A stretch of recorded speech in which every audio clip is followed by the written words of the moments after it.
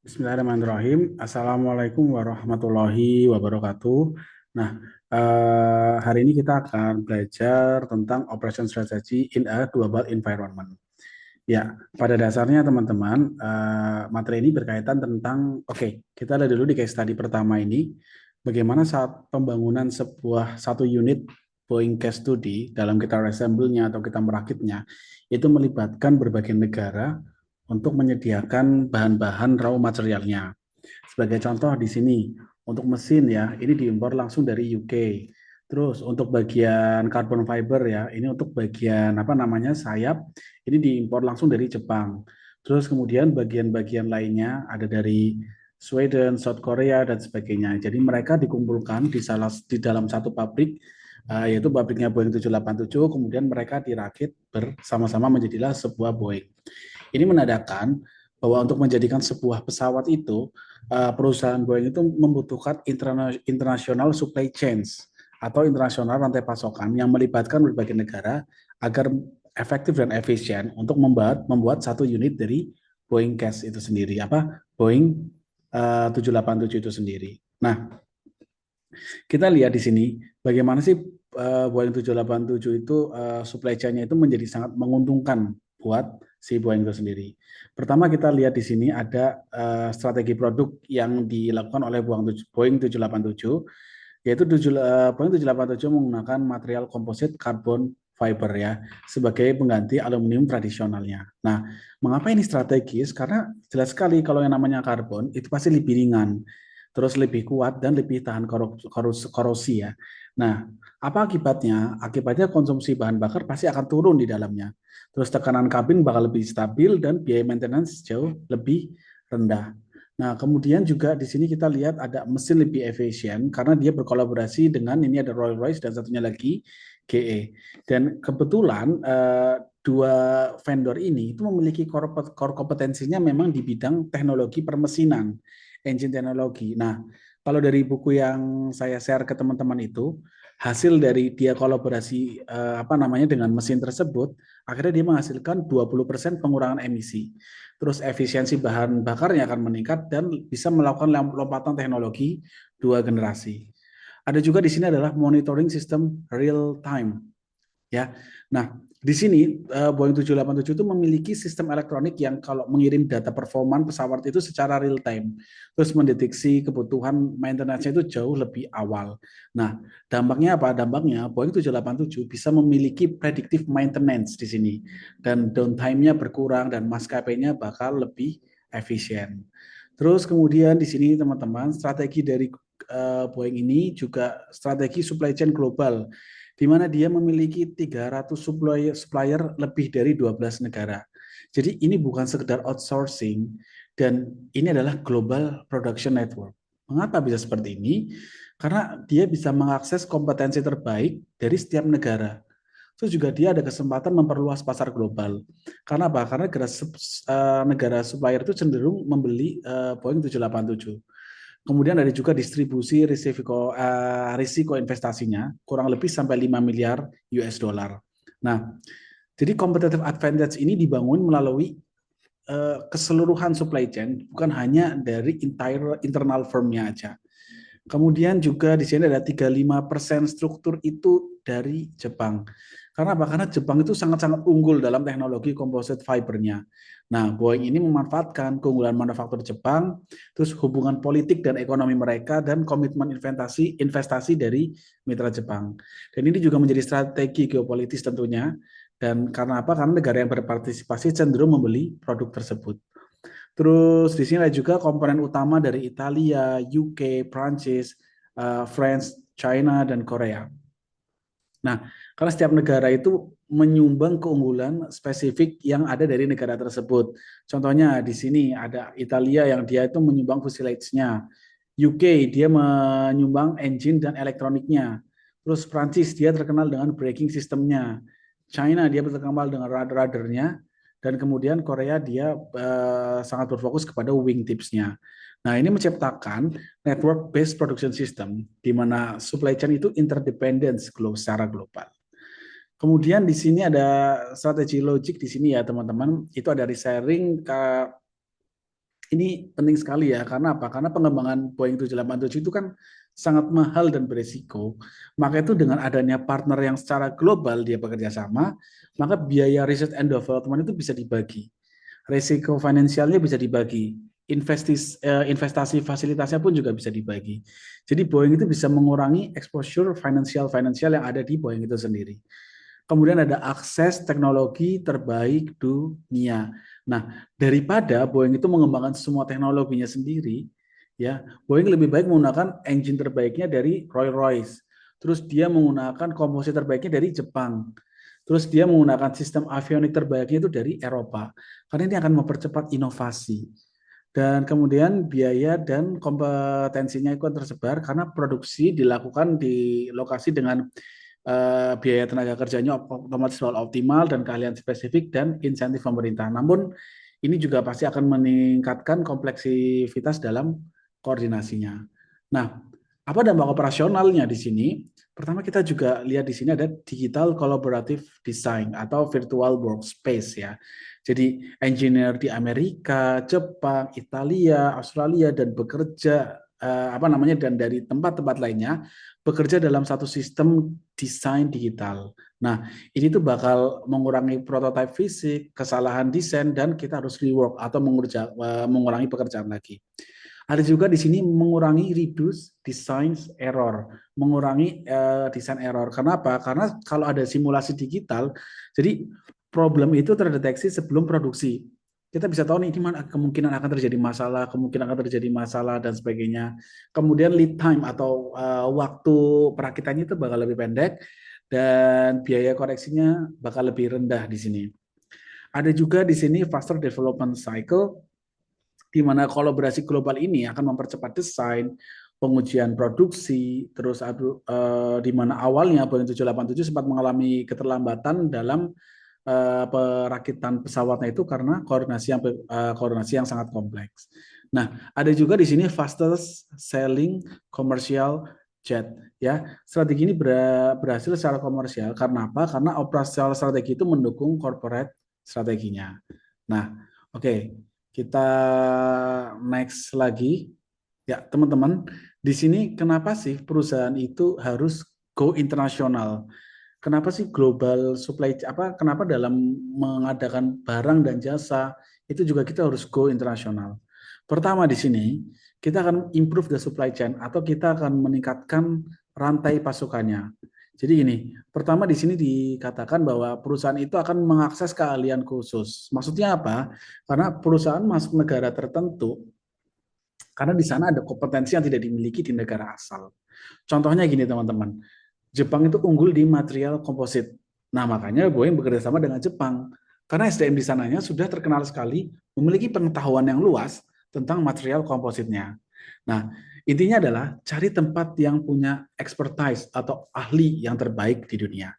Kemudian di sini dikatakan ada mendapatkan bahan baku yang unik. Nah, beberapa bahan itu hanya tersedia atau paling baik kualitasnya di lokasi tertentu. Contohnya ya teman-teman, kalau teman-teman beli parfum itu ada terkenal namanya di daerah Grace di Prancis. Dan karena ada bunga khusus di sana yang kualitas bunganya itu khas banget Mediterania. Nah, intinya apa? Intinya lokasi dipilih karena resource advantage-nya. Jadi lokasi itu dipilih karena memang keunggulan dari sumber daya alamnya yang ada di situ. Terus ketiga di sini ada memanfaatkan tenaga kerja yang memanfaatkan tenaga kerja yang terampil ya. Memanfaatkan tenaga kerja yang terampil. Jadi gini, negara tertentu itu seperti yang tadi saya katakan memiliki skill teknis yang tinggi, pengalaman di industri tertentu, dan biaya tenaga kerja yang kompetitif. Contohnya teman-teman kalau mungkin beberapa ada yang tahu kalau teman-teman pergi ke Guangzhou, di situ tuh terkenal banget dengan perakitan atau pembuatan sepatu olahraga. Jadi intinya adalah kombinasi skill dan efisiensi dari biaya itu sendiri. Dan kemudian ada mendekatkan diri ke klaster industri. Nah, perlu teman-teman tahu ya, klaster itu apa sih? Klaster itu bukan perumahan ya. Jadi klaster itu kumpulan perusahaan dalam industri yang sama di satu wilayah. Nah, keuntungannya apa? Keuntungannya kita bisa lebih dekat dengan supplier. Kita lebih dekat dengan talent-talent yang ada di situ. terus kita bisa knowledge sharing-nya atau berbagi pengetahuannya lebih cepat, dan ekosistem inovasinya itu bakal lebih kuat. Contohnya ada di Silicon Valley ya untuk teknologi, di situ lingkungannya adalah lingkungan-lingkungan high tech di situ. Nah, itu akan mendekatkan kita pada klaster. Jadi kalau diringkas itu kayak gini, perusahaan itu go internasional untuk memanfaatkan keunggulan lokasi yang tidak bisa mereka ciptakan sendiri. Nah, kemudian ada juga reduce cost. Reduce cost itu adalah mengurangi biaya. Jadi biaya dapat ditekan melalui upah lebih rendah. Oke, di Amerika UMR-nya mahal banget, makanya dia buat pabrik di Indonesia. Atau di tempat-tempat Asia Tenggara lainnya, seperti sekarang lagi Vietnam lagi dilirik tuh di sana. Pajaknya lebih rendah. Contoh kemarin ada satu case, Pak Irawan ada ngirim barang ke China. Nah, terus klien dari China-nya mengatakan, kirim aja ke Singapura dulu. Kenapa? Karena kalau pengiriman dari Singapura ke China, itu tidak dikenakan pajak. Terus kemudian tarif impor lebih rendah dan regulasi lebih longgar. Nah, ada juga kemarin ada juga di sini ada improve operations ya, atau meningkatkan operasi di sini. Ini yang pertama kita lihat ada transfer best practice ya, bukan transfer itu bukan transfer money dan sebagainya ya, tapi perusahaan itu belajar praktik terbaik dari negara lain lalu menerapkannya di seluruh organisasi. Contoh gini teman-teman, lean manufacturing itu atau bagaimana kerampingan dalam sebuah pabrik itu tuh paling terkenal itu dari Jepang. Dan apa namanya transfer best practice itu maksudnya dari situ diadopsi perusahaan Amerika dan Eropa. Jadi segala kebaikan yang ada di Jepang itu kemudian diadopsi di perusahaan-perusahaan di Amerika dan di Eropa.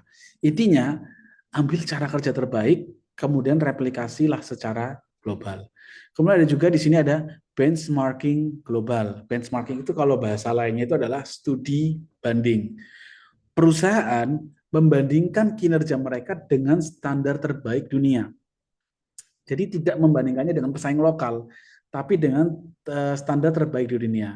Contoh nih misalnya ya, pabrik Indonesia dibanding-bandingkan dengan pabrik terbaik di Jepang atau di Jerman. Jadi apa yang kita lihat studi banding kita di Jerman, di Jepang, kita implementasikan di negara Indonesia. Jadi intinya adalah standar performa naik karena pembandingnya itu adalah global. Kemudian ada pembelajaran lintas budaya. Jadi gini, beroperasi di berbagai negara membuat organisasi itu memahami cara kerja, pola pikir, dan preferensi berbeda. Nah, dampaknya apa? Dampaknya untuk perusahaan yang memang sudah terbiasa berlaku secara global, dia adaptasi di tempat lingkungan baru, perusahaan itu pasti akan lebih adaptif, lebih inovatif, dan lebih sensitif terhadap pasar global. Nah, intinya diversity atau keberagaman itu meningkatkan kemampuan problem solving dan inovasi.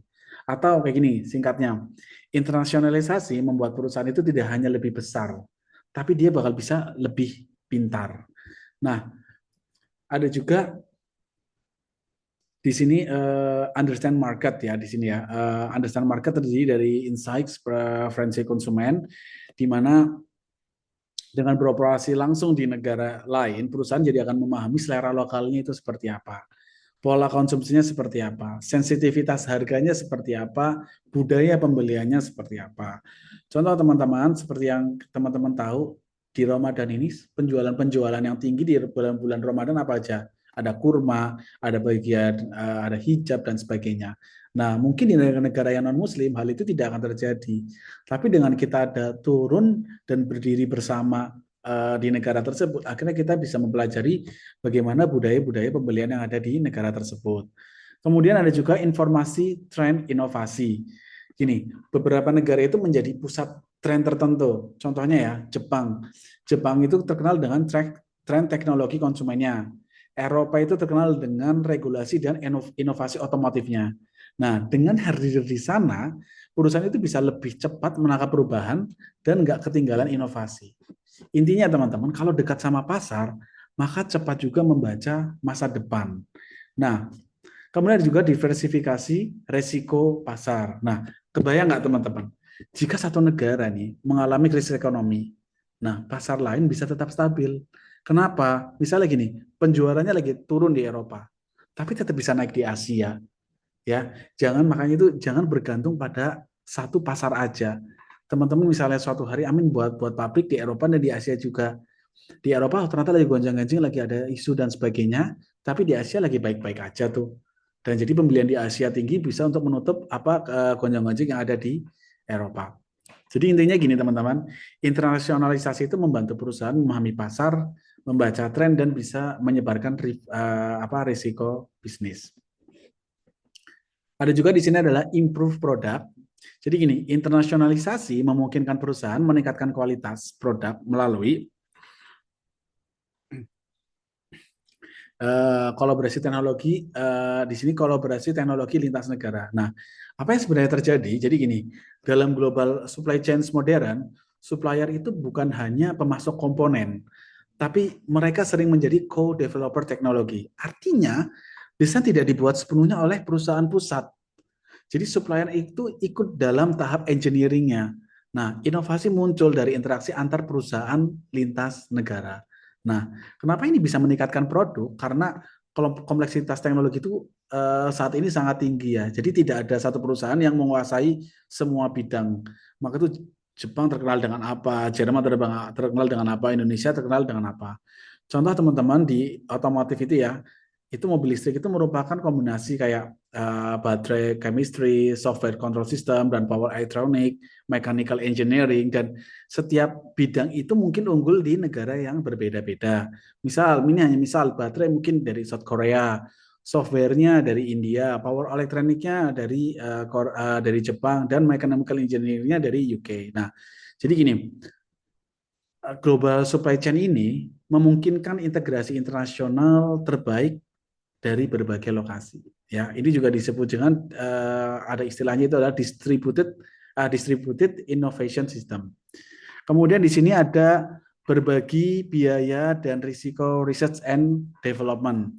Gini, sebuah realitas research and development modern ya, sekarang ini ya, riset dan pengembangan itu biayanya mahal, teman-teman.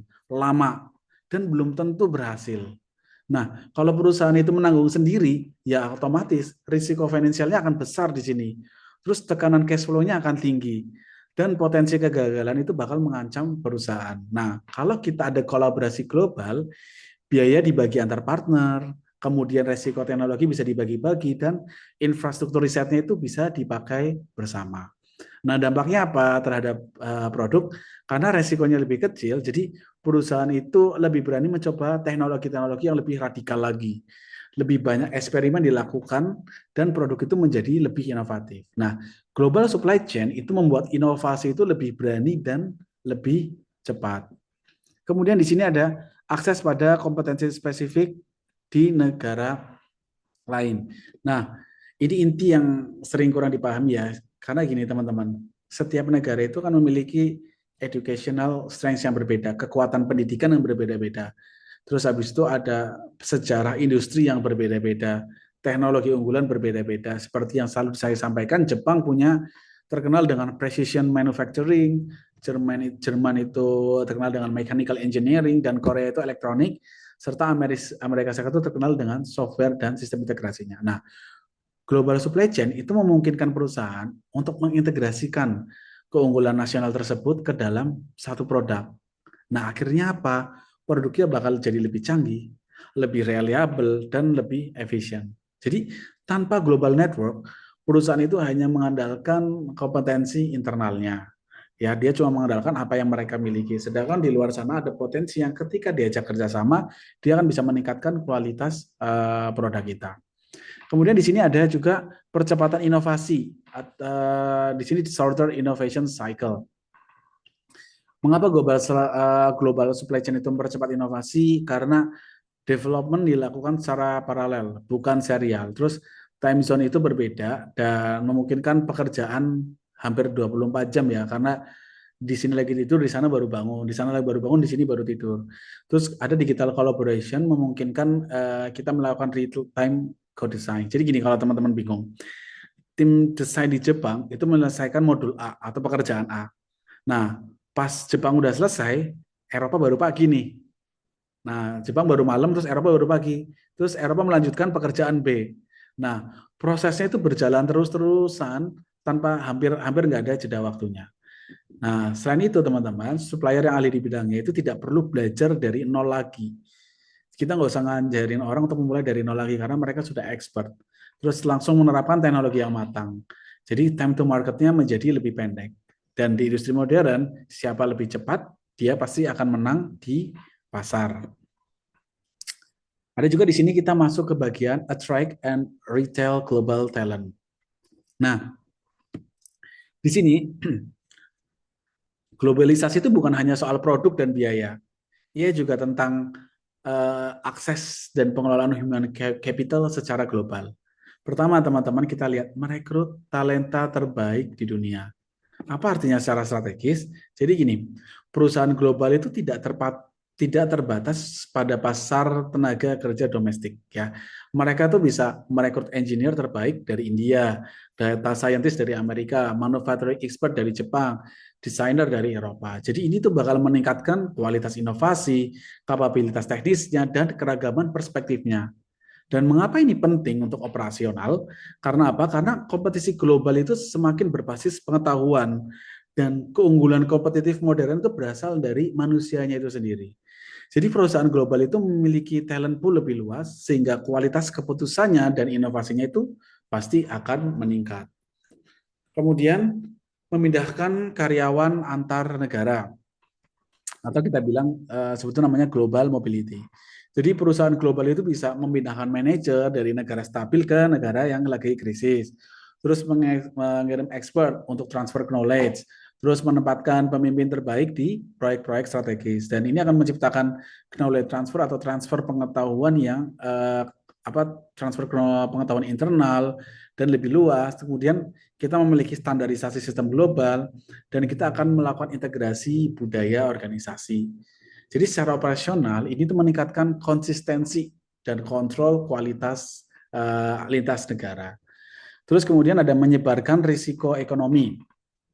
Nah, jika perusahaan itu hanya beroperasi di satu negara, teman-teman, terus ada krisis ekonomi lokal, terus seluruh perusahaannya terdampak, resesi terjadi PHK besar-besaran, terus permintaan turun drastis. Nah, jika perusahaan global, penurunan di Eropa itu bisa diimbangi dengan pertumbuhan yang ada di Asia. Ya, resesi di satu negara itu tidak mematikan seluruh organisasi.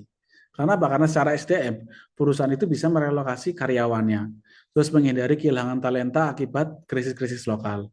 Jadi ini bisa menciptakan stabilitas organisasi untuk jangka panjang.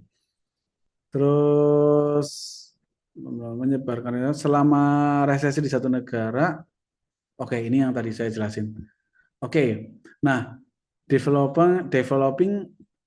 Oke, maaf.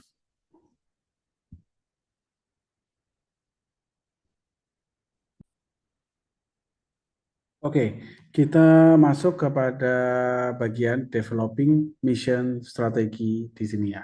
Oke, jadi gini teman-teman, uh, sebelum kita bicara strategi, ya, uh, sebelum kita bicara strategi, maka itu kita tuh harus mulai dari suatu pernyataan paling dasar atau pertanyaan paling dasar. Kenapa sih perusahaan ini itu ada, gitu loh? Kita harus tanya itu dulu. Kenapa perusahaan ini ada? Itulah yang nanti akan disebut sebagai mission. Misi itu adalah alasan keberadaan sebuah organisasi. Bukan sekedar ingin untung, tapi masalah apa yang ingin kita selesaikan. Kebutuhan siapa yang ingin kita penuhi. Kemudian nilai apa yang ingin kita berikan ke masyarakat. Misalnya nih ya teman-teman, rumah sakit itu memberikan layanan kesehatan. Universitas mencerdaskan generasi. Terus kita pikir lagi ada perusahaan logistik ya. Itu menghubungkan barang dengan cepat dan aman. Jadi misi itu memberi arah. Nah, kalau misinya saja sudah tidak jelas, maka strateginya bisa berubah-ubah. Fokus organisasinya bisa kabur. Terus setiap bagian itu jalan sendiri-sendiri. Itulah kenapa misi harus turun sampai ke bawah gitu. Nah, teman-teman bisa lihat di sini nih, mission, functional missions, dan operation. Artinya apa? Misi besar perusahaan itu harus diterjemahkan oleh setiap fungsinya. Contoh sederhananya teman-teman, kalau misi perusahaan adalah memberikan produk berkualitas tinggi, itu kan umum banget tuh. Nah, maka bagian operasi itu harus memastikan kualitas produksinya benar-benar tinggi. Jadi misi itu bukan hanya sekedar omong kosong atau slogan di dinding, Jadi misi itu harus hidup sampai level-level operasional di dalamnya.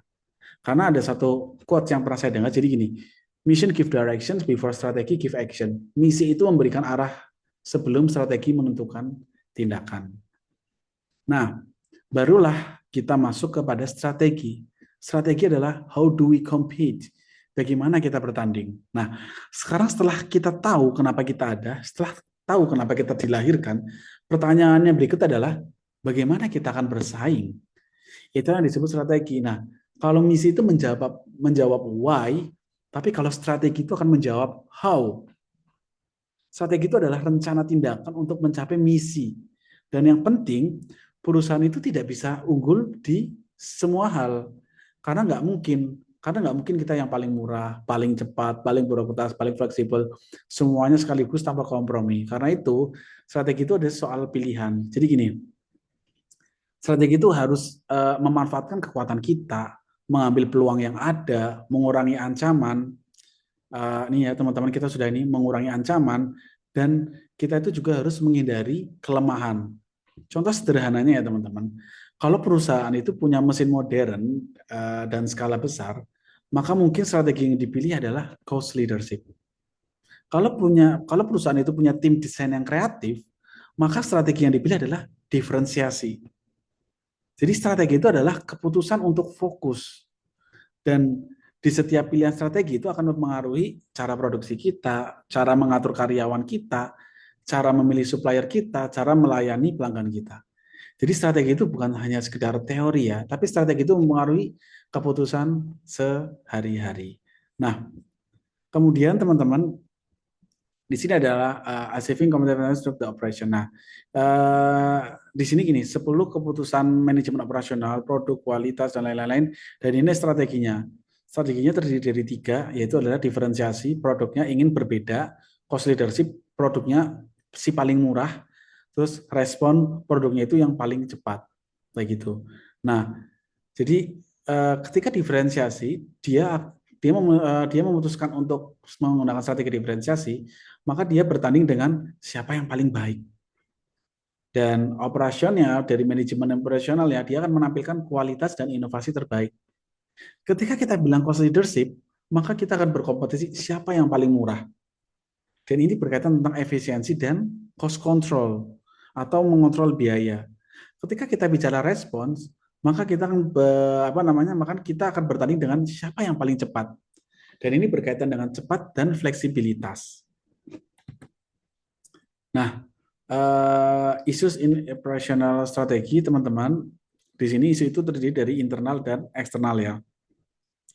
Kalau di internal ini, apakah strategi itu sesuai dengan keadaan keuangannya, terus cycle fasilitas fisiknya atau human skill-nya, dan kapabilitas teknologi di dalamnya. Kemudian ada value chain analysis. Jadi dia akan mengidentifikasi aktivitas yang benar-benar menciptakan nilai. Kita lihat dulu di dalam kita ini yang menciptakan nilai itu apa aja. Yang paling bonafit dari kita itu apa aja di sini. Apakah produk desainnya, proses inovasinya, terus supply chain manajemennya, quality-nya, atau human resource capability. Di mana kita benar-benar unggul, kita akan mencari yang ada di dalam itu seperti apa. Nah, eksternal adalah di luar kantor. Ya, ada di sini teman-teman kalau tahu ada namanya Porter Five Forces Model. Kita akan lihat siapa sih rivalnya, siapa sih pendatang barunya, siapa sih pembeli kita, siapa supplier kita. Terus kalau produk nggak beli produk kita, dia bisa ganti substitusinya pakai apa. Jadi strategi itu harus mempertimbangkan tekanan-tekanan ini.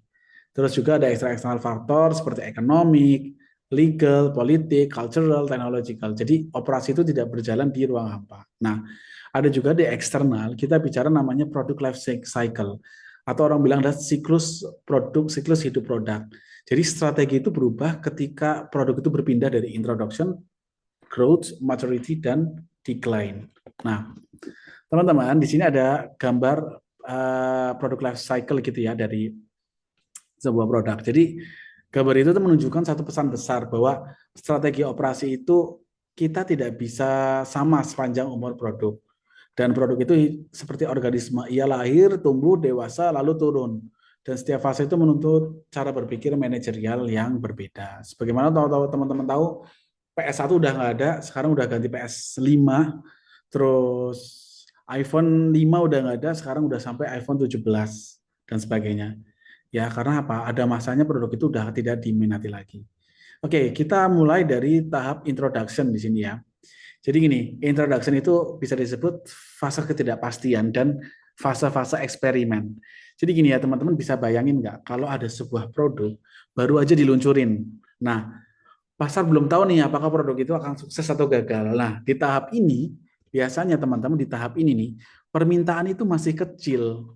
Ya, konsumen karena apa? Karena konsumen belum yakin gitu loh. Dan teknologi belum sepenuhnya itu matang. Jadi proses produksinya itu masih berubah-ubah. Nah, karena itulah di sini research and development itu research and development itu mereka tuh sangat kritis sekali gitu loh. Jadi perusahaan itu kayak lagi belajar, ini desainnya udah tepat belum ya? Ini fiturnya udah dibutuhin belum ya? Ini kualitasnya udah cukup belum ya? Nah, di level operasi perusahaan desain sering terjadi kayak misalnya produksi runnya pendek karena volumenya belum stabil. Terus biaya tinggi karena belum ada skala ekonominya. Terus jadi di sini itu fase untuk belajar dan membentuk pasar. Kita baru memulai. Di sini kita baru rugi habis-habisan atau kita istilahnya kita bakar uang untuk mengenalkan produk kita ke masyarakat. Sudah dikenalin belum tentu berhasil dan juga bisa kemungkinan tapi belum tentu gagal. Kalau nggak gagal ya kita lanjut, kalau nggak berhasil ya kita berhenti. Kita akan evaluasi lagi. Nah, jika perusahaan itu terlalu fokus pada efisiensi biaya di tahap ini, ya udah mereka bisa kehilangan gitu loh momen-momen yang paling kritis di dalamnya. Kemudian kita next masuk ke growth ya. Growth ini adalah fase ekspansi dan skalabilitas ya. Jadi gini, ketika produk mulai diterima pasar, ya permintaan itu meningkatnya itu cepat. Nah, masalahnya berubah. Bukan lagi apakah produk ini akan diterima, karena produk udah diterima, tapi apakah kita bisa memenuhi permintaan apa enggak? Nah, disinilah forecasting itu menjadi krusial. Karena apa? Karena kalau kesalahan ramalan aja, itu bisa fatal. Kalau misalnya kita underestimate, kita bisa kehabisan stok. Tapi kalau kita overestimate, kita akan menghasilkan kapasitas yang berlebih. Nah, perusahaan itu mulai menambah kapasitas, memperluas distribusi, dan menstabilkan proses. Jadi inovasi masih ada, tapi tidak se ekstrim fase awal. Nah, sekarang itu fokusnya adalah scaling up. Jadi jika pada tahap introduction itu perusahaan itu belajar menciptakan produk, nah maka pada tahap growth ini perusahaan itu belajar menciptakan sistem produksi yang lebih stabil lagi. Masuklah kita ke tahap maturity. Maturity itu kalau di bahasa Indonesia artinya kematangan, ya. Jadi di sini itu ada fase-fase di mana kita kompetisinya sudah semakin ketat karena orang-orang sudah meniru produk kita dan efisiensinya juga udah harus ditekankan. Karena apa? Karena pada saat ini keadaan pasarnya sudah jenuh, sudah banyak yang lihat. Terus pertumbuhannya sudah mulai melambat, terus banyak pesaing di dalamnya. Nah, di titik ini pelanggan itu sudah harus tahu produk kamu itu seperti apa dan sulit sekali untuk mengubah image atau positioning di tahap ini. Maka fokus berubah itu menjadi mengendalikan fokusnya itu kita sudah berubah menjadi bagaimana mengendalikan biaya, bagaimana menjaga kualitas konsisten, bagaimana melakukan perbaikan kecil dan mempertahankan pangsa pasar. Jadi operasi itu menjadi lebih stabil ketika standarisasinya meningkat, produksi runnya panjang dan prosesnya itu jarang berubah. Jadi efisiensinya itu menjadi prioritas dan ini fase di mana competitive advantage itu sering ditemukan oleh cost structure. Jadi perusahaan yang tidak efisien ya nggak akan mendapatkan margin gitu. Dan kemudian kita masuk di sini ke decline. Decline itu tahap penolakan, di mana perusahaan itu permintaannya sudah mulai turun di sini. Jadi teknologi itu baru muncul, kemudian produk itu digantikan alternatif lain, terus ini bukan masalah pertumbuhan lagi ya, tapi masalahnya kita mau bertahan atau kita udah keluar aja. Nah, jadi perusahaan itu mulai kayak mengurangi kapasitas, terus bisa jadi produknya udah dihapus dalam katalog penjualannya karena sudah dianggap tidak menguntungkan. Terus kita mungkin lebih berfokus pada cost control-nya aja gitu ya. Nah, jadi kalau sebelumnya itu strateginya ekspansi, kalau sekarang perusahaan itu sudah sadar untuk lebih rasional. Karena apa? Karena over capacity itu menjadi isu serius. Karena kapasitas itu dibangun saat fase growth dan maturity. Nah, jadi gini teman-teman, siklus hidup itu, produk itu memaksa perusahaan untuk berubah. Di awal dia akan fokus inovasi. Kemudian saat tumbuh dia akan fokus ekspansi. Saat matang dia akan fokus efisiensi. Saat sudah turun, dia akan fokus pengendalian biaya dan exit strategi. Jadi strategi yang berhasil di satu tahap itu bisa menjadi kesalahan di tahap lain. Itu terjadi. Nah, oke, next lagi kita masuk ke sebentar. Strategi development and implementation. Oke, teman-teman kita masuk ke strategi development dan implementation, di mana di sini ada 3 gambar ya. Pertama ada analyze the environment, determine the corporate missions, terus kemudian ada form of strategi. Kita awali mulai dari analyze the environment atau SWOT ya di sini ya. Jadi strategi itu tidak dimulai dari ide ambisius, tapi strategi itu dimulai dari realitas. Jadi perusahaan itu harus memahami 2 hal, internal sama eksternal. Internal kita bisa mempelajari kita dari strengths-nya, apa yang kita kuasai, kemudian ada weakness-nya, di mana kita lemah. Eksternal yang di luar dari perusahaan, opportunities, bagaimana peluang di pasar, dan trades adalah ancaman. Jadi ancaman kompetisinya, terus regulasi dan teknologi gitu ya. Dan ini disebut, kalau teman-teman tahu, disebut adalah SWOT analysis ya. Jadi gini, contoh sederhana ya, sebuah perusahaan itu pasti punya strengths, misalnya desain produknya unggul, tapi dia tidak lepas dari kelemahannya, weakness. Namun kapasitas produksinya itu terbatas. Nah, dia juga memiliki opportunity atau kesempatan, yaitu apa? Pasar Asia itu tumbuhnya itu cepat. Misalnya dia dari ASEAN itu straight, ancaman. Kompetitornya itu biayanya rendah dari Cina. Kompetitor Cina biasanya lalu menghasilkan harga-harga yang lebih rendah daripada dimanapun. Nah, maka strategi yang masuk akal, strategi itu yang masuk akal itu harus mempertimbangkan semua faktor-faktor itu. Jadi gini, strategi yang baik itu lahir dari kejujuran terhadap kondisi internal dan eksternal dari perusahaan itu sendiri. Kemudian ada juga determine the corporate missions. Nah, setelah kita memahami lingkungan, jadi perusahaan itu bisa memastikan misi kita relevan nggak sih? Nah, kalau teman-teman di bukunya Heiser itu menekankan bahwa misi itu harus konsisten dengan apa yang tadi dituliskan di SWOT. Realistis sumber dayanya seperti apa, sesuai nggak dengan peluang pasarnya. Nah, kalau misalnya di SWOT itu atau di analisis SWOT itu menunjukkan perusahaan saya lemah nih di biaya, tapi kuat di inovasi. Nah, maka misi sebagai low cost leader itu mungkin nggak realistis. Kalau kita kita mau paling murah mungkin kita nggak realistis. Tapi kita tuh harus selaras dengan realitas yang ada. Nah, kemudian yang ketiga ini ada form strategi. Jadi gini, setelah SWOT ya, setelah SWOT dan mission jelas, barulah strategi itu dibentuk. Nah, strategi itu satu harus memaksimalkan strengths, memanfaatkan opportunities, minimalkan weakness, dan mengurangi ancaman. Jadi strategi itu bisa berupa kayak low price, design superiority, quality excellence, quick delivery, flexibility, atau broad product line. Nah, namun strategi itu nggak boleh statis. Jadi kalau di buku itu dia bilang strategi itu harus selalu dievaluasi gitu secara bertahap, dan value yang diberikan ke pelanggan itu harus dilihat terus, dan bagaimana realitas kompetisinya pada saat ada di lingkungan tersebut. Nah, teman-teman gini, setelah ini selesai semua, maka ada yang disebut namanya key success factor, teman-teman. Nah, jadi gini, dari analisis strategi, perusahaan itu akan tahu hal apa yang harus kita kuasai agar berhasil. Jika strategi adalah diferensiasi, misalnya strategi yang kita digunakan adalah strategi diferensiasi berbasis kualitas, maka bisa dicontohkan key success factornya itu kayak quality control system, skill workforce, dan reliable supplier. Nah, jadi kalau teman-teman tadi itu yang saya katakan di sini, strategi development itu bukan menentukan ingin jadi apa, tapi kita harus paham lingkungan, evaluasi kemampuan sendiri, tentukan misi yang realistis, terus bangun strategi yang sesuai, kita identifikasi faktor kunci keberhasilan, dan mengimplementasikan melalui operasi. Kenapa? Karena ada satu pepatah mengatakan strategi is not built on ambition alone. Strategi itu bukan dibangun dari ambisi, tapi it is built on alignment between environment, mission, and capability.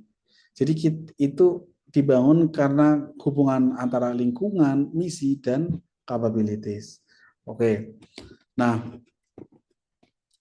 Di sini step satu ya kita udah bilang apa namanya strategi first, bagaimana kita akan berkompetisi menggunakan cost leadership kah, differentiation kah, atau response.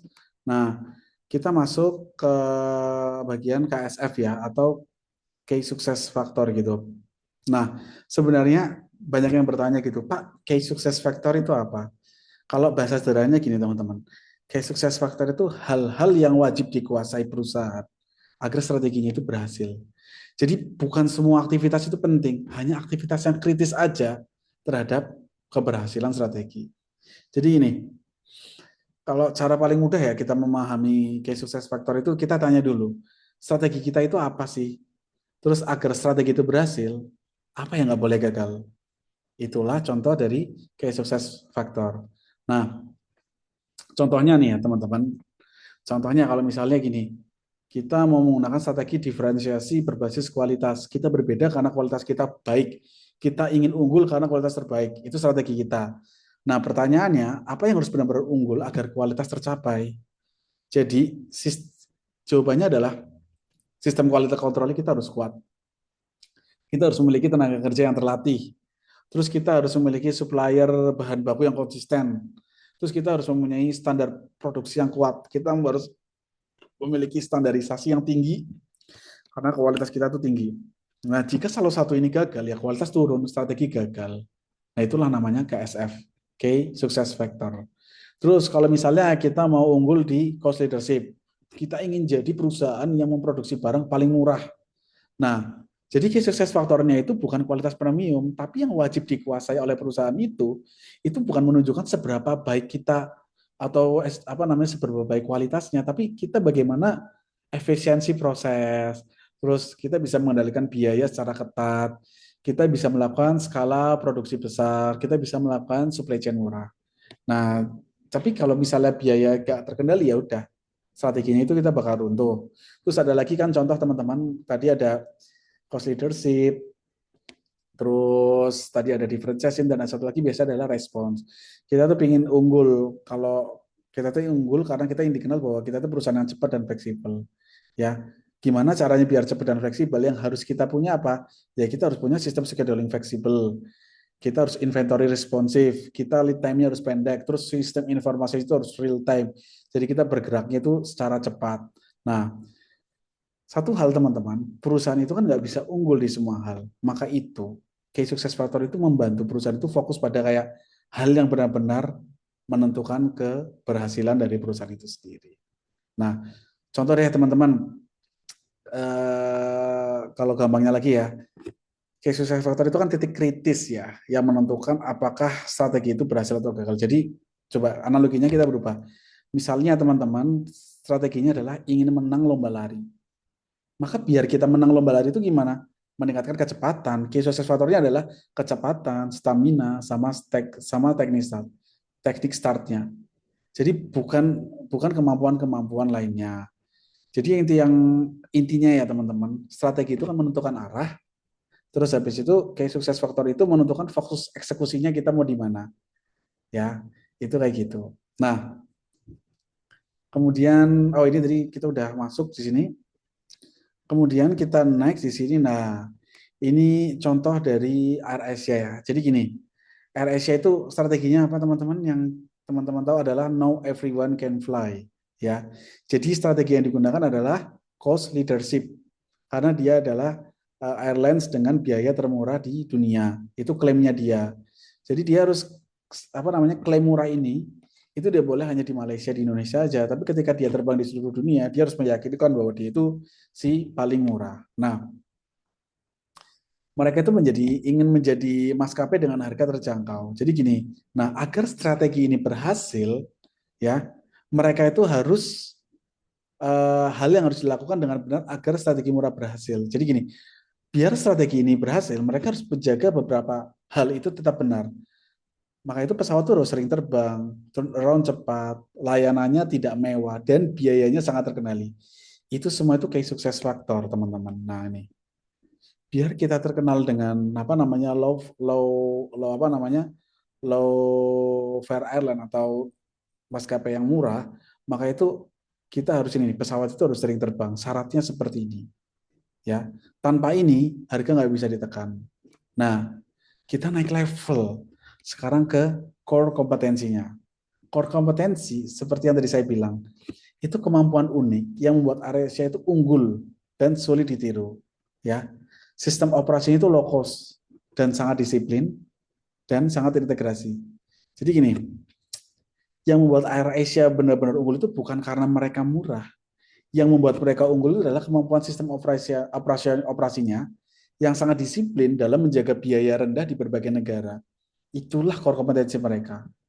Jadi gini, KSF itu memastikan strategi berjalan, core kompetensi memastikan strategi tersebut sulit ditiru. Gitu. Nah, kita next lagi masih dengan, oke, sorry, itu integrasi. Tadi kemarin sudah dijelasin bagaimana integrasinya. Nah, teman-teman, ini salah satunya ya teman-teman. Kita masuk ke bagian apa namanya, ini adalah salah satu maskapai namanya Southwest. Dia juga seperti AirAsia, dia ngeklaim bahwa dia adalah maskapai low cost. Ya, jadi gini, maskapai itu dia sudah punya tujuan bahwa Southwest itu ingin jadi maskapai yang paling murah. Nah, terus kita lihat nih satu persatu nih. Di sini ada namanya lean productive employee ya. Lean itu ramping, tidak berlebihan. Produktif itu sangat produktif gitu ya. Nah, artinya karena dia tadi pingin yang paling murah, maka itu dia harus tahu tidak terlalu banyak karyawan untuk satu pekerjaan. Jadi karyawan A itu bisa mengerjakan berbagai hal. Terus kawan bisa melakukan beberapa tugas dan tidak banyak birokrasi. Contoh sederhananya ya, satu karyawan itu bisa bantu boarding dan bantu cleaning dengan cepat. Kenapa ini penting? Karena kalau biaya tenaga kerja turun, pasti operasionalnya jauh lebih cepat. Kemudian di sini ada high aircraft utilization, ya. Pesawat itu jarang nganggur. Kalau pesawat terbang 5 jam sehari, itu dia bakal rugi. Nah, maka dari itu pesawat itu terbangnya 12 jam sehari, lebih menguntungkan. Jadi gini, Southwest itu third around-nya itu cuma ada 20 menit, ya. Terus jadwalnya itu sangat padat dan pesawat itu cepat kembali terbang lagi, pesawat landing terbang lagi. Nah, kenapa ini bisa menurunkan biaya? Karena biaya tetapnya atau sewa pesawat itu dibagi ke lebih banyak penerbangan dan biaya para penumpangnya itu juga turun. Kemudian juga di sini ada standardized fleet of Boeing 737 aircraft. Maksudnya gini, mereka itu cuma pakai satu jenis pesawat. Kenapa nggak pakai banyak tipe? Karena kalau pakai banyak tipe, jadi tandanya adalah pilotnya itu harus dilatih banyak jenis. Terus spare partnya jadi banyak lagi. Terus perawatannya bakal lebih rumit lagi. Nah, kalau cuma satu tipe, jadi trainingnya itu lebih murah. Maintenance-nya lebih mudah. Spare partnya lebih sedikit. Kompleksitasnya turun, biayanya otomatis juga bisa turun. Terus di sini ada frequent, reliable, dan schedule. Nah, gini, frequent itu sering dan reliable itu tepat waktu di sini maksudnya. Jadi gini, Southwest itu terbangnya sering dan jadwalnya itu stabil. Kenapa ini penting? Karena pesawat itu tidak kosong terlalu lama. Terus pelanggan percaya dan utilisasinya itu tinggi. Jadi ini membuat harga utilization-nya itu sendiri. Terus ada juga ini ada short haul point-to-point routes often to secondary airport. Short haul itu jarak pendek, point to point itu maksudnya langsung dari kota A ke kota B, ke kota A ke kota B, bukan sistem transit atau hub ya. Kenapa ini murah? Kalau pakai sistem transit ya, jadi banyak waktu tunggu, banyak penanganan bagasi, itu kompleks. Tapi kalau point to point, dia cuma ada pesawat dari A ke B, B ke A, udah gitu aja, itu bakal lebih sederhana, lebih cepat dan lebih murah. Terus ada juga ini courteous but limited passenger service. Maksudnya gini, pelayanannya ramah tapi tidak mewah. Jadi nggak ada makanan gratis, nggak ada kelas bisnis, terus nggak ada seat assignment. Kenapa? Karena semakin banyak layanan, maka semakin mahal. Mereka tetap ramah, tapi tidak menambahkan fitur-fitur mahal. Nah, kita hubungan semuanya ya dengan low cost gini ya. Jadi tujuan utama dari Southwest itu adalah dia ingin low cost. Jadi semua istilah tadi itu sebenarnya menjadi satu pertanyaan. Bagaimana cara membuat biaya operasional serendah mungkin? Dan jawabannya kalau berdasarkan gambar ini, maka kita harus menyederhanakan pesawatnya, menyederhanakan rutenya, menyederhanakan layanannya, maksimalkan waktu terbang dan optimalkan karyawannya. Itu seperti itu. Ya. Nah, oke. Kita next lagi. Nah, ini 10 keputusan strategi operasi manajemen. Nah, ini ada dua produk. Katakanlah ini produknya sama-sama produksi apa namanya? Produksi obat gitu ya. Produk obat. Satu namanya brand name drugs ya. Terus kedua namanya generic drugs. Brand name, perusahaan yang namanya brand name incorporate ini, dia menganut strategi produk diferensiasi strategi. Sedangkan generik ya itu menggunakan strategi low cost. Jadi dua strategi yang berbeda pada ini yang sama, pada satu jenis perusahaan yang sama. Nah, kalau teman-teman lihat gini, jadi gini, brand name tadi itu dia strategi produknya itu diferensiasi. Terus generik itu strateginya low cost. Nah, yang ingin saya tekankan adalah strategi yang berbeda itu menghasilkan keputusan operasi yang juga berbeda. Contoh di sini ya teman-teman, ada product selection and designs ya. Kalau perusahaan yang menggunakan strategi diferensiasi, dia akan investasinya besar di research and development. Laboratoriumnya itu lebih lengkap dan mengembangkan banyak jenis obat baru. Kenapa? Karena keunggulan mereka itu ada di inovasi. Keunggulan mereka itu ada di paten. Nah, kalau low cost gimana? Low cost dia research and development-nya bakal lebih minimal lagi. Dia hanya fokus pada obat-obat generik. Mereka tidak mencari penemuan baru, mereka mencari efisiensi produk. Jadi strategi itu menentukan arah investasinya. Kemudian kita lihat di sini bagian kualitas, ya. Di brand name ini standar kualitas itu melebihi regulasi dan kualitas itu menjadi bagian dari brand. Sedangkan kalau perusahaan-perusahaan yang generik, dia cukup memenuhi regulasi saja nggak lebih. Kenapa? Kayak gini.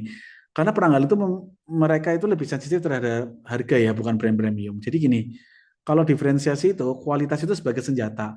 Kalau low cost, quality itu hanya sebagai syarat minimum. Kemudian di bagian proses, brand name itu produksinya itu panjang dan di fasilitas yang khusus. Dan dia akan membangun kapasitas sebelum permintaan. Sedangkan kalau generik itu fokus itu pada efisiensi proses aja, terus banyak short run production dan utilisasinya tinggi. Jadi gini, kalau orang yang perusahaannya menggunakan strategi diferensiasi pada obat ini, dia menggunakan fleksibilitas dan kapasitas. Tapi kalau low cost itu dia hanya berfokus pada efisiensi dan utilisasi. Nah, lokasi pun juga menjadi strategi di sini ya. Apa namanya juga berbeda strateginya ketika menggunakan differentiation dan low cost. Contoh brand name itu ya, dia tetap di kota asal karena itu berkaitan dengan stabilitas atau reputasi. Nah, kalau generik biasanya dia nyari daerah-daerah yang pajaknya rendah, biaya tenaga kerjanya murah. Gini, strategi murah itu karena struktur biayanya itu harus ditekan.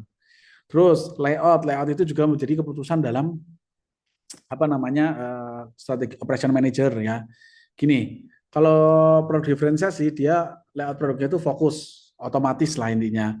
Nah, terus tapi kalau generik itu dia itu layout prosesnya itu fokus tapi seperti job shop. Jadi gini, yang satu fokus volume dan stabilitas, yang lain itu fleksibel dan hemat biaya.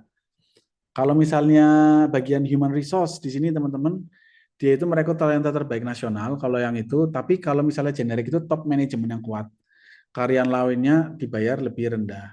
Karena strategi itu bisa menunjukkan kebijakan SDM-nya, terus bagian rantai pasokan, hubungan jangka panjang dengan suppliernya itu lebih diutamakan, sedangkan kalau generik itu membeli secara kompetitif untuk harga terbaik. Kemudian kalau di inventory, dia itu kayak persediaan tinggi itu untuk memastikan ketersediaannya. Nah, kalau generik itu dia persediaannya itu lebih rendah dan fokus pada efisiensi produk. Oke, itu nanti ada scheduling dan maintenance. Oke, mungkin teman-teman harus pahami sendiri di situ. Intinya teman-teman, ini bukan dua perusahaan yang salah dan benar. Ya, ini dua perusahaan yang strateginya itu berbeda. Jadi investasinya berbeda, struktur biayanya berbeda, kebijakan SDM berbeda, dan supply chain-nya berbeda. Layout-nya berbeda, inventory-nya berbeda. Jadi seperti yang saya sampaikan tadi, strategi is not a slogan. Strategi itu bukan slogan. Strategi is reflected in every operational decision. Jadi kalau perusahaan mengatakan kita ingin low cost, tapi masih investasi di research and development besar dan punya inventory tinggi, maka operasinya nggak konsisten. Apa yang dia inginkan dengan apa keadaan di lapangannya, kayak gitu.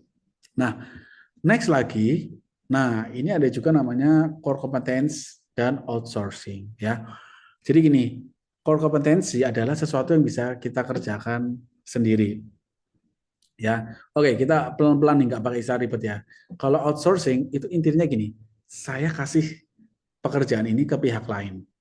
Nah, dalam kondisi seperti apa masuk akal menyerahkan ke pihak lain? Kalau pihak lain bisa mengerjakan lebih baik, lebih murah, lebih efisien, dan kita bisa kontrolkannya, itu maka kita akan bisa melakukan outsourcing. Oke, ya. Jadi gini, core kompetensi adalah yang bisa kita kerjakan sendiri, tapi perusahaan itu nggak bisa fokus pada semuanya. Maka itu fokus-fokus lainnya yang tidak menjadi inti dari perusahaan itu, dia kasih ke pihak ketiga. Nah, sekarang ini teman-teman, outsourcing ini sekarang meningkat. Dan di Indonesia sendiri, nun sewu, outsourcing itu menjadi masalah ya. Karena apa? Karena di Indonesia banyak sekali ya, maaf nun sewu karena saya tidak terlibat di dalamnya ya, tapi dari berita yang saya dengar, mereka selalu menuntut agar jadi karyawan tetap. Karena biasanya outsource itu hanya per project. Kalau misalnya nanti terus hak-hak karyawannya itu berbeda dengan hak-hak yang dengan karyawan tetap. Jadi gini, kita sekarang lihat di sini kenapa outsource itu sekarang meningkat. Dan di bukunya Heiser itu dia mengatakan bahwa outsource meningkat karena keahlian teknologi global itu juga meningkat. Jadi gini ya, tidak banyak. Dulu itu ya zaman dulu kita poin satu ini ya, tidak oleh teknologi global meningkat. Jadi gini teman-teman, kalau di zaman dahulu logikanya seperti ini, tidak banyak negara atau perusahaan yang punya kemampuan teknis tinggi.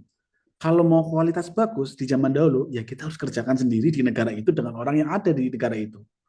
Nah, sekarang ini banyak banget perusahaan di dunia yang sangat spesialis dan sangat ahli. Jadi misalnya sekarang kita lihat India, dia udah ahli software. Taiwan ahli chip. Makanya banyak banget prosesor-prosesor yang membuat chipnya itu di Taiwan, bukan di negara mereka sendiri. Vietnam ahli garment. China ahli manufaktur massal.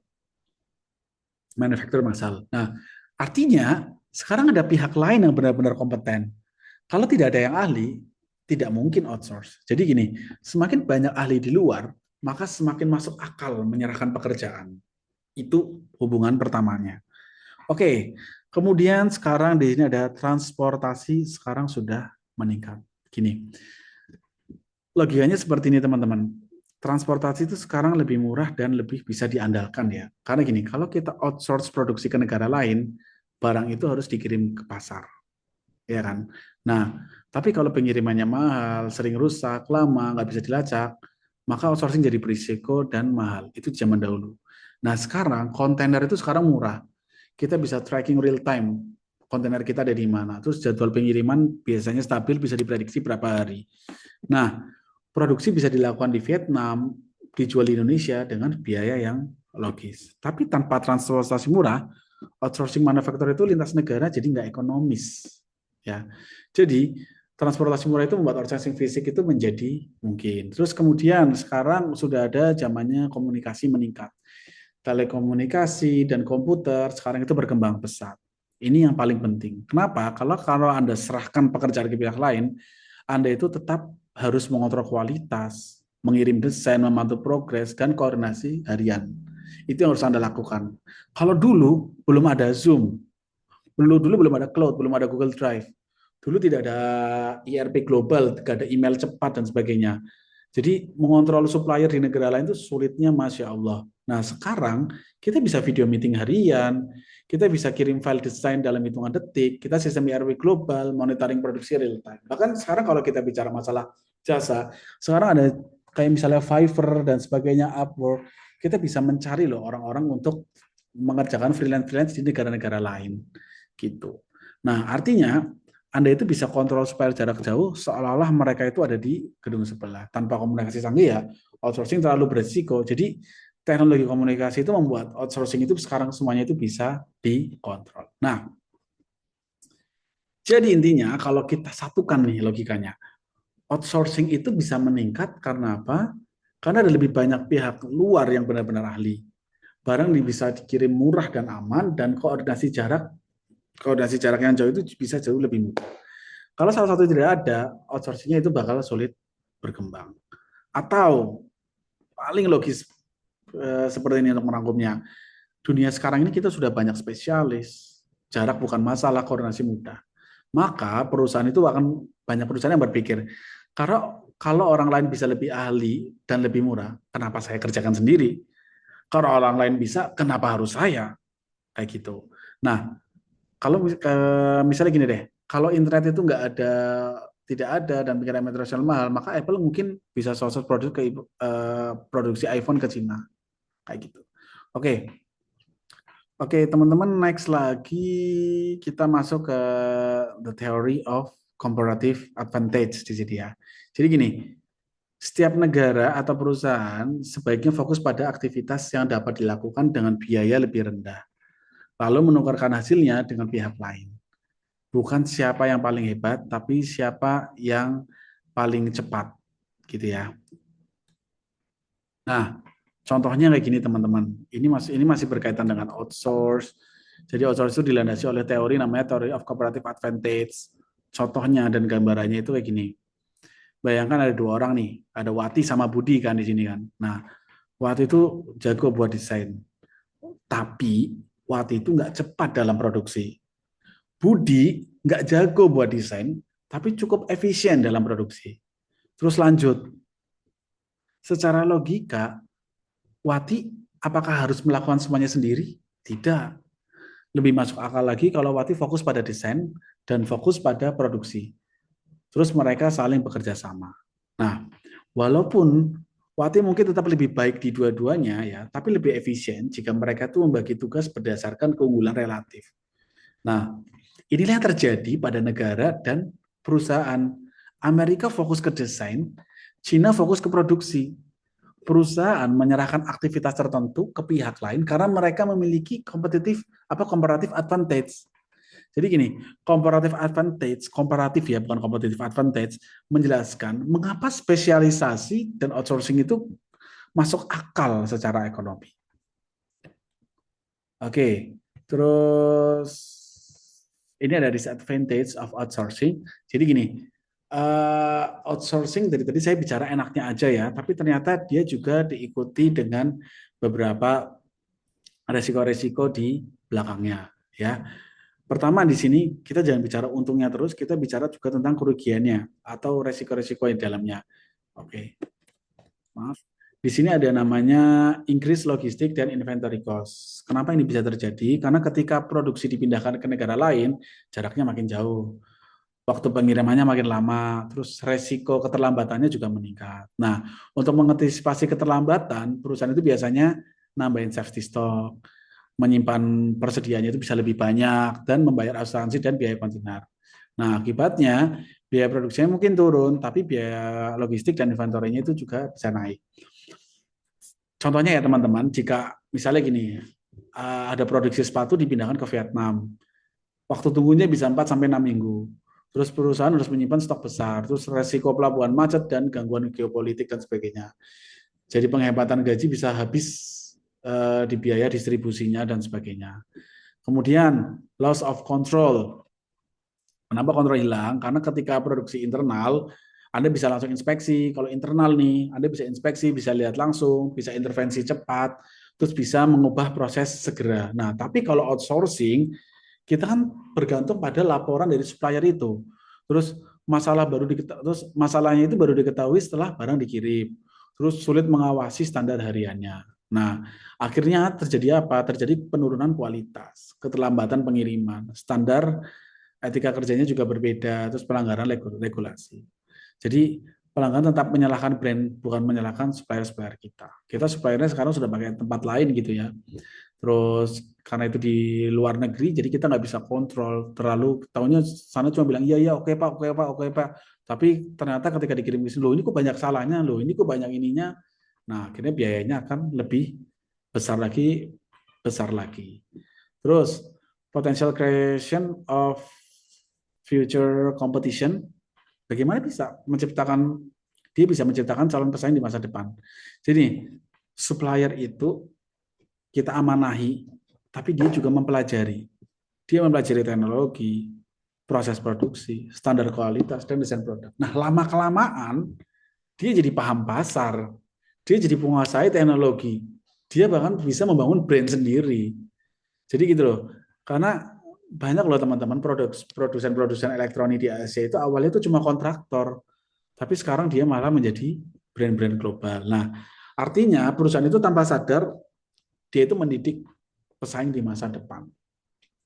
Terus ada juga di sini negatif impact on employee-nya atau dampak negatif pada karyawan. Dampaknya apa?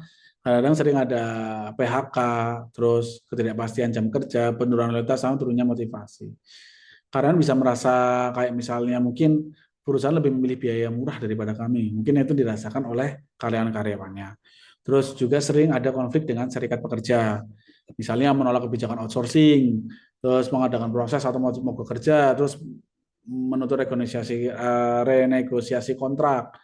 Nah, akhirnya apa? Gangguan operasional. Terus reputasi perusahaannya jadi terganggu. Operasionalnya terganggu, pengiriman terlambat, yang dimaki perusahaannya. Terganggulah dia. Nah, terus terakhir, risk might not manifest themselves for year. Apa maksudnya? Resiko itu nggak langsung terlihat. Ini yang paling berbahaya. Kenapa? Karena di awal terlihatnya menguntungkan, biaya turun, margin naik. Tapi dalam jangka panjang bisa muncul kayak karena kita sudah cocok, terus kita tergantung berlebihan pada satu supplier. Terus kita kehilangan kemampuan teknis internalnya, terus tiba-tiba ada krisis geopolitik, terus ternyata supplier di sana bangkrut, masih ada kerjasama sama kita, di sana malah bangkrut. Terus ada perubahan kebijakan perdagangan. Nah, perusahaan yang terlalu tergantung pada satu negara produksi itu bisa terpukul. Contohnya saat pandemi atau perang dagang. Nah, resiko ini nggak muncul hari ini, tapi bisa aja menghantam kayak 5 sampai 10 tahun kemudian yang akan datang. Nah, jadi gini, outsourcing itu bukan keputusan sederhana masalah hemat biaya, bukan masalah itu. Karena ia adalah keputusan strategis jangka panjang yang bisa menyentuh biaya tersembunyi, kontrol operasional, kompetensi masa depan, stabilitas organisasi, dan resiko regulatif. Itu seperti itu. Ya. Nah, ini ada juga teman-teman rating outsource provider. Ya. Di sini kita sebenarnya hanya misalnya ini ada perusahaan dia ingin membangun produknya di mana di US, India atau di Israel. Terus ini pertimbangannya seperti apa. Dan angka ini sebenarnya perusahaan yang menentukan sendiri important weights. Terus angka ini itu berdasarkan survei. Misalnya apakah bisa mereduce operating cost? Bisa nih, bisa terus ini bisa banget. Jadi kalau misalnya gini, apa namanya bagaimana cara perusahaan itu tuh apa namanya bab ini tuh membahas tentang gimana sih caranya biar memilih vendor outsourcing itu secara objektif, bukan kayak jere nenyong ya, menurut Tenyong bukan seperti itu. Kita menggunakan faktor rating method. Jadi jangan sampai keputusan kita itu hanya karena keputusan emosional. Jangan sampai kita bilang, "Yulah, investasi di sini yuk, kenapa? Regane lebih murah, regane lebih murah." Cuma karena faktor murah aja tapi ternyata jauh. Terus tidak mempertimbangkan faktor-faktor strategis lainnya. Nah, makanya adalah ini namanya faktor rating method di mana kita itu menentukan kriteria pentingnya, terus memberikan bobot kepentingannya, importance weights namanya. Terus kita nanti memberikan skor ke setiap providernya, terus dikalikan skor kali bobot, terus jumlahkan di total nilainya. Dan provider dengan nilai tertinggi itu kandidat terbaik. Nah,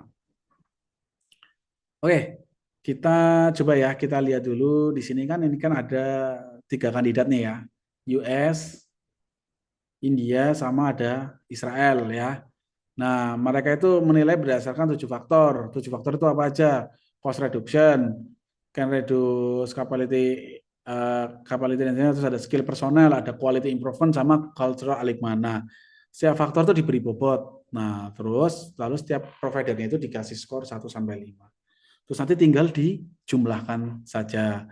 Hasil dari ini penjumlahan ini ternyata US yang paling tinggi, maka US lah yang dipilih di dalamnya. Nah, tapi gini, teman-teman juga jangan terkecoh. Ini masalahnya US sama Israel selisihnya cuma sedikit, 3,9 dan 3,8. Ya, jadi keputusannya itu ya mereka masih sangat ini loh, sangat ya bingung lah pasti. Saya mau pilih yang mana nih, yang US atau yang Israel. Oke, ini ada slide terakhir itu tentang global operation strategy. Pilihan global operation strategy ya. Cost reduction-nya rendah, cost reduction-nya tinggi. Lokal responsif atau penyesuaian terhadap lokal rendah di kiri atau penyesuaian terhadap lokalnya tinggi. Ya, kita masuk pertama di internasional strategi. Internasional strategi, kita lihat ternyata perusahaan itu ini kayak gini, teman-teman. Kalau kita, saya boleh kasih contoh ya. Kalau ini kan contohnya Harley Davidson. Misalnya gini, sebenarnya kalau internasional strategi itu menganut keyakinan gini nih. Udah kita ekspor aja adanya gimana. Jadi perusahaan itu bikin tehnya di Indonesia, terus kirimnya ke Malaysia, Jepang, Australia. Nggak ada perubahan besar, rasanya tetap sama, produknya tetap di Indonesia. Ya, kenapa begini? Karena perusahaan itu belum siap investasi besar di luar negeri. Mereka cuma ingin mencoba pasar luar itu gimana. Nah, bagaimana dengan cost reduction-nya? Mereka nggak terlalu fokus karena tetap produksi seperti biasa. Bagaimana dengan lokal responsifnya rendah? Karena dia tidak menyesuaikan rasa. Rasa Indonesia dikirim ke rasa yang ada sesuai dengan Indonesia dan tidak disesuaikan dan langsung dikirim ke Malaysia.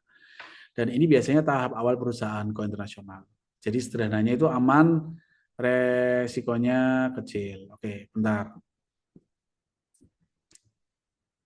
Nah, terus habis itu ada di sini multi domestic strategi. Di sini penyesuaian dengan lokalnya tinggi, namun dia masih low. Oke, maaf, saya ulangi lagi. Yang international strategi tadi contohnya adalah Harley Davidson ya. Dia udah tinggal kirim-kirim aja. Dia nggak perlu bangun pabrik di sini. Apa yang ada Harley Davidson wujudnya di Amerika gimana, dia pakai juga itu Harley Davidson di Indonesia. Kemudian di sini ada multi domestic strategi. Setiap negara itu berbeda, jadi harus beda juga. Nah, sekarang perusahaan sadar nih, kita sekarang masih yang tadi nih teman yang teh dia. Orang ini kita yang teh kasus yang tadi, ternyata orang Jepang itu ternyata nggak suka yang minuman yang terlalu manis. Orang Timur itu suka yang manis-manis, tapi orang Eropa sukanya rasa lemon. Jadi setiap negara itu boleh ubah resep sendiri. Jadi cabang di Jepang bebas menyesuaikan rasa, cabang di Arab boleh beda kemasan dan sebagainya. Karena ini untuk menghargai budaya-budaya lokal. Nah, lokal responsifnya di sini tinggi sekali karena menyesuaikan dengan pasar yang ada di sana. Bagaimana dengan cost reduction-nya? Rendah. Karena tiap negara produksinya berbeda dan tidak ada standarisasi global. Jadi ini cocok untuk produk yang sangat tergantung dengan seleranya. Kemudian di sini juga ada global strategi ya. Semuanya itu harus sama supaya murah ya. Kalau tiap negara beda-beda, biaya mahal, kita buat satu saja untuk sejuta umat gitu. Kita buat satu rasa saja untuk seluruh dunia. Jadi produksinya itu dipusatkan, kemasannya sama, rasanya sama, distribusinya besar-besaran. Kenapa? Supaya produksinya itu massal, bahan bakunya lebih, bahan baku beli dalam jumlah besar dan biaya per botol itu bisa jadi murah. Cost reduksinya bisa tinggi di sini, tapi dia tidak melakukan penyesuaian. Dia rendah dan karena tidak banyak penyesuaian ya. Dan ini cocok untuk produk yang tidak terlalu dipengaruhi budaya. Contohnya kalau di sini sih contohnya itu ada Caterpillar ya. Tapi di sini yang kayak mesin industri dan alat berat sebagainya. Kemudian ada transnasional. Itu gini, kita harus murah, tapi kita juga cocok dengan pasar lokal. Nah, ini paling sulit. Jadi perusahaan itu bikin, misalnya gini, bahan dasar teh dibuat terpusat supaya murah, tapi tiap negara boleh tambahkan rasa lokal sedikit. Jadi 80% sama, 20% bisa disesuaikan. Nah, ide dari Jepang bisa dipakai di Indonesia. Ide dari Arab bisa dipakai di global. Jadi semua negara itu saling belajar. Nah, cost reduction-nya tinggi dan local resource-nya tinggi. Jadi gini, eh, paling gampang ya teman-teman untuk menjelaskan gini. Kalau misalnya kita menggunakan strategi internasional, kita ekspor apa adanya. Kalau multi domestik, kita setiap negara itu ekspornya berbeda-beda rasanya, penyesuaiannya tinggi. Kalau global, semuanya seragam supaya murah. Nah, kalau transnasional murah, tapi tetap fleksibel. Jadi gini, eh, kalau produk kita tidak perlu banyak penyesuaian dan kita ingin murah, kita pakai global strategi. Tapi kalau produknya itu tergantung selera lokal, kita pakainya multi domestik. Kalau kita baru coba-coba masuk pasar luar, kita pakainya internasional. Tapi kalau kita sudah besar dan ingin kuat di semua negara, kita pakainya transnasional. Ya. Oke, eh, itu saja teman-teman yang hari ini disampaikan.